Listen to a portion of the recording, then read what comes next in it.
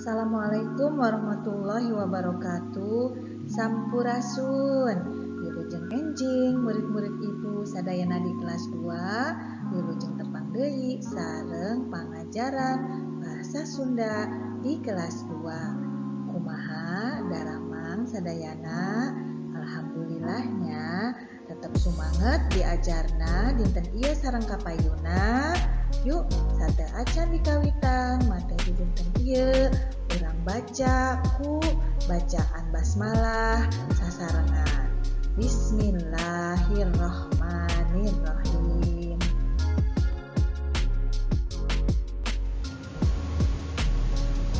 Dinten ieu urang sadayana bakal diajar ngeunaan huruf kapital. Huruf kapital teh tiasa dianggo kanggo nyeratkeun rupi-rupi huruf. Anu kahiji tiasa dianggo nyeratkeun huruf anu ngawitan di awal kalimat. Contona, naon tujuanana? Teteh angkat ka sakola, bibi masak di dapur, pantogarasi teh reksak. Urang kedah getol diajar. Tah, janten upami nuliskeun hiji kalimah, huruf di awalna kedah nganggo huruf kapital.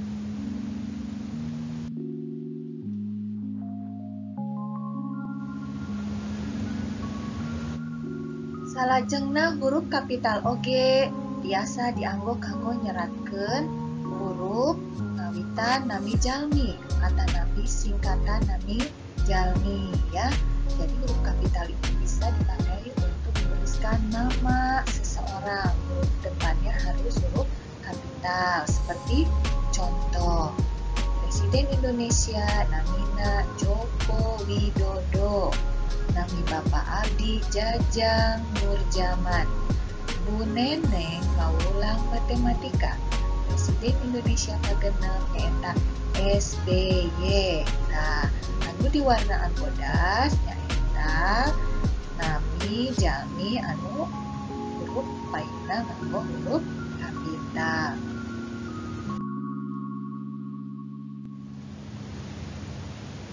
Huruf kapital oge dianggo kanggo nyeratkeun huruf ngawitan dina kalimah petikan atau bisa dipakai dalam menuliskan awal kalimat di dalam tanda kutip. Contoh, Ibu naros tos ibak teu acan. Saur bapak teu kenging nyarios kasar. Mangga dicobi kuehna, saur ibu. Tah kitunya anu dinu tanda petikan hurufna kedah nganggo huruf kapital.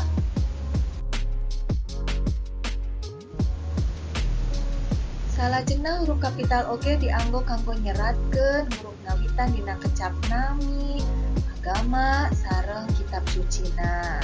Contoh kalimahna, masjid tempatna ibadah urang Islam. Kitab suci urang Islam nyaeta Quran. Nah, janten kedah kanggo huruf kapital kanggo nyeratkeun nami-nami agama sareng kitab suci. Murid sadaya ngeunaan kanu huruf kapital tadi, mangga dibuka bukuna di kaca 43. Mangga ku hideuk seratkeun nami-nami rerencangan hideuk, anu istri anu pameukeun sareng nami-nami guru hideuk, mangga nganggo seratan huruf kapital anu leres.